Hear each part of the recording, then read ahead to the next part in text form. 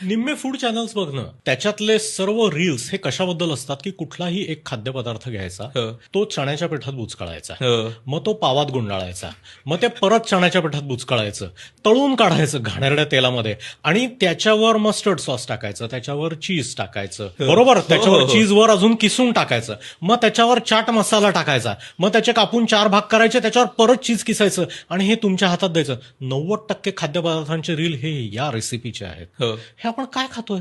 Nutritionally हे आपण हे काय करतोय आपण?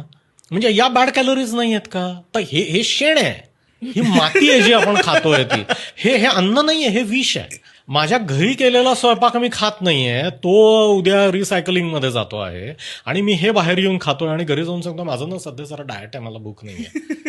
ते फक्त चवीसाठी हे जेव्हा रस्त्यावर उभं राहून प्लेटमध्ये घेऊन चमच्यानी शेण खात असतात, तेव्हा ते फक्त माझ्यासारख्या डॉक्टरला जास्त मोठी गाडी घेता यावी याची EMI भरत असतात.